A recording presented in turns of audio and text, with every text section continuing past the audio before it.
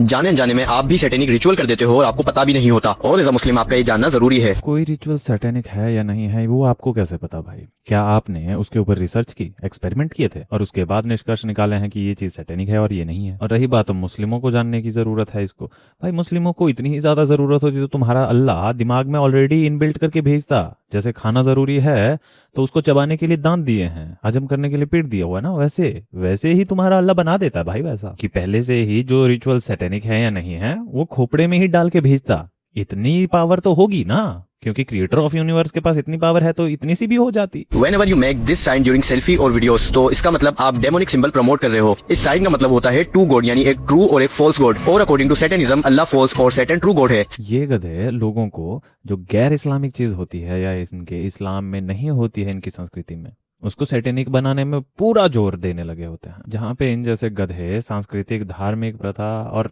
Satanic ritual को आपस में इंटरमिक्स करके लोगों को परोस देते हैं कि ये लो भाई, और यही है हमारा इस्लाम जो कि तुम मुस्लिमों को जानना जरूरी है। और मुस्लिम लोगों को खतरा नहीं है किसी और से, इन जैसे ही लोगों से है मुस्लिमों को खुद खतरा जो सूडो साइंटिस्ट बने हुए हैं धर्म के अंदर। सेकंड, वन आई, इस तरह की सेल्फी लेना जिसमें आपका हाफ फेस नजर आ रहा हो या फिर आपने अपनी एक आंख को थोड़ा क्लोज कर लिया हो, ये रिप्रेजेंट करता है दज्जाल को। And we all know about that कि दज्जाल की एक आंख होगी। और चीजें साइड में रख के भाई बस इतना बता दो कि दज्जाल कौन है, तुम्हारी बुआ का लड़का, फूफी का लड़का है क्या? और तुम्हें कैसे पता उसके बारे में? अगर मैं किसी किताब में लिख दूं भाई कि भाई मैं हाथी के ऊपर उड़ के चंदा मामा पूरा खा जाऊंगा, तो क्या मान लोगे? और बर्डन ऑफ प्रूफ से हमेशा बचना है तो बस क्लेम ठोकते जाना है ताकि लोगों को अंधविश्वास में पूरा डाले रखे। थर्ड, स्टैंडिंग लाइक दिस, ये रिप्रेजेंट करता है सैटेनिक लॉ को, और ये लॉ कहती है कि बेफोमिट ने रिलीजन को तोड़कर लोगों को फ्रीडम दिया, जिसकी वजह से बेफोमिट के सामने इस तरह खड़ा हुआ जाता है उसकी रिस्पेक्ट के लिए। Share this video and protect the faith of every Muslim. ऐसा साइन करने पे तो शायद काफिर हो जाते हैं, ऐसा करने पे 4 बाण मार देंगे अल्लाह। ऐसे ऐसे कर दी तो पता नहीं किसी और धर्म में से उठा के ब्रह्मास्त्र ना मार दें। पूरे धर्म का जो बेड़ा गर्क करते हैं ना, वो ऐसे ही लोग रहते हैं जो कि जबरदस्ती का पुल तैयार कर देते हैं दो चीजों के बीच, कि भाई जमीन से हवा तक एक पुल बनाना है हमको। कैसे बनाएंगे?